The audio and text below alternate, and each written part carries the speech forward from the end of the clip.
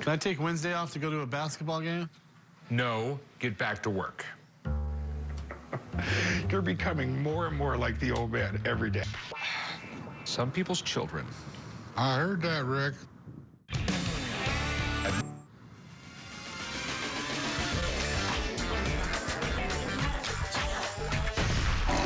So what do you got here? Didn't have a clue what I'd take for it. Personal friend of mine. He turned out to be later on personal assistant for Clarence and then for Bruce. The party's pretty hard to hang out with these guys. Yeah, it was an experience. Springsteen is one of the greatest American rock. Paid as much as $4,000 for a concert poster. But there's a lot of things to consider when it comes. How much were you looking to get out of this? I don't have a clue what it's worth. Shoot me a number. It was never officially released, but apparently they gave out a load of them. These things go for like $100 on the internet. Wow. $50. $50, they go for $100 in good shape. My bride out and have a couple of brews. Get out of my chair, please. Here, let me finish this real quick. Finish it up there. Get out of my chair. Seriously, you need to go see a doctor or something. You're sick or tired all the time. No, I'm a little tired. You know, you work around here all the damn time. I have to deal with you people. What do you mean, you people? I mean you people. Rick's been bitching and moaning nonstop for weeks. The only thing he's bringing to the job is his car. Nice for Rick. No, no. The world's biggest little city. You gotta go to Reno. You know what? I think I will go on vacation, but I'm not. What do you got? This is my 1965 James Bond Aston Martin since my 2-year-old era. Yeah, you know, he's the man, dude. A little older. Yeah, but he was still Bond, you know? Absolutely, they all are. Yeah. See, we got the hood for the ejection seat. It's got the I figured, you know, I didn't want to break it, but we'll let you do that. Hey, you know, and it still works, so that's good. This car is pretty sweet. A little bit of research, and these cars are anywhere from $200 to $2,000, and I know when you look at old vintage toys like this, more about it, I don't know much. I'm tempted to make this guy. It was pretty amazing, but I don't know how much it's worth, so I called Johnny over to come take a look. This is amazing. I mean, everybody started to get into the battery-operated toys, and then it's not working. Bumpers there. You got the tire shredding. That's exactly what we want to see. Looks like everything works. Sometimes all the value depending on what the piece is. I've never seen one in this condition. It's awesome that you preserved this. I mean, this is a piece of history. You know, you see high estimates. When he came back at $2,400, I was absolutely shocked. You heard Johnny. I did. I bought this for $2,000. I'm gonna be looking for another job by tomorrow. You gotta give me a better price than $2 grand. Well, I mean, I'm a business owner as well, so I know that you need to make. $1,550. He ever taught me is the old handshake deal. Well, guys, I've decided England? Ain't it cold and rainy all the time in England? generally, yeah, but it'll be fun.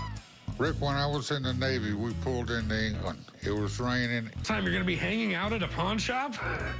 Probably. How's it gonna be a vacation if you're just... Hey, how can I help you? Morning. Brought in my 1940s Sky King decoder from the Sky King radio show. The Sky King decoder is from a 1940s radio show that allowed you to decode special messages to the people listening to the show. I have a 17-year-old son at home, and I know... He was the cowboy of the sky. He didn't have a horse, he had a plane. Okay, so Andy, help. These kids think they got it made with their high def and on demand or whatever. In my day, you listen to the radio and there's no beating these old shows. you would hit an ink and you'd stamp it, and it solves the code. Okay, this is cool. Well, back then, Rick, there wasn't no Nintendos. Kids used their imagination. There was no TV. I'm thinking more like $60. People love 40s, early 50s, vintage TV stuff. There's a market for it. Tell you what, I'll give you $75 for it, and I'll make a whole $25 off you. Hey, Rick, I thought you were leaving. What in the hell are you doing here? Just had a few things to take care of, and Chum's gonna drive me to the airport. Okay. We know how much you like the Beatles and figured it'd be cool to go tour. All right, you know where Liverpool's at, right? It's in England. It's in London, yeah. It's not in London. You were going? You guys ever heard of the internet? Oh, okay. All right, well, thanks, guys. It looks like it'll be really fun. It's got the Cavern Club and everything. Thanks, guys. Later, Baldy. Why would anybody ever go?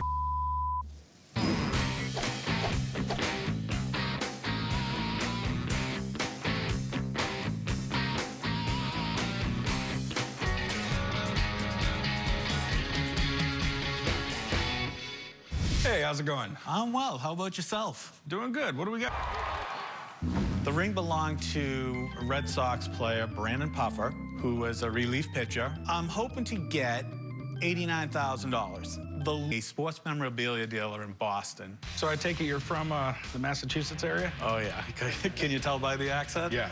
I mean, this is when they, everybody pretty much said, the curse was alive and well, and they were going to get swept by the Yankees, and lo and behold, they came back from being... Brandon Puffer.